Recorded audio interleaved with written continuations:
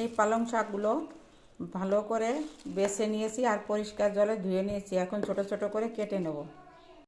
Mixer গ্রাইন্ডারে পিষিয়ে নেব। মিক্সারে দিয়ে এরকম পিষিয়ে নিয়েছি। পুরোটা এতটা হয়েছে।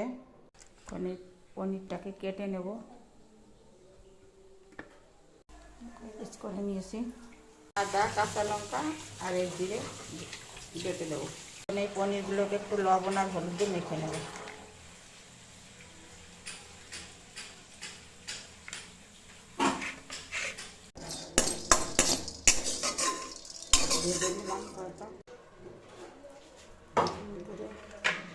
এই লবণ হলুদ মাখানোর পনিরগুলো দিয়ে দেবো গরম পানি।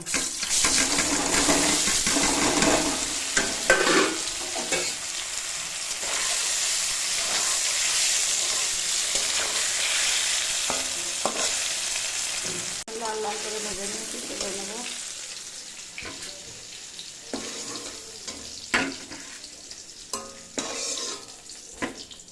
এবারে কাঁচা লঙ্কা, জিরে বাটা আর আদা বাটা আমি এর ভিতর দিয়ে দেবো।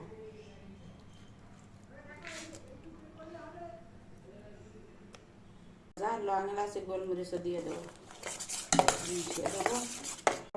কড়াই গরম কড়াইতে ঘিটা দিয়ে দেবো। এখন ঢেলে দেবো।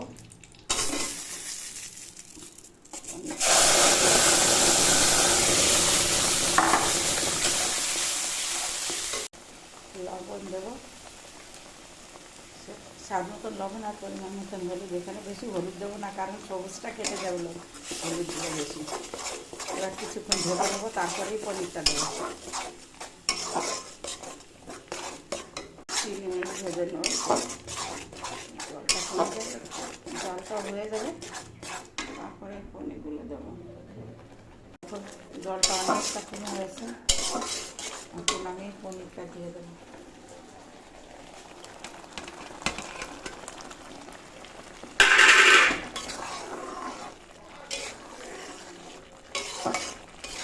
আর 5-6 মিনিট জাল দিয়ে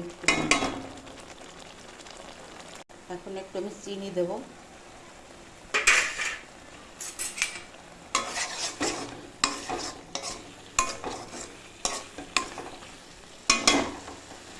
হয়ে গেছে, ভাজা হয়ে গেছে, কাটা থাকবে না। জালও হয়ে গেলে এখন তুলে নেবো। গ্যাস বন্ধ করে দিয়েছি।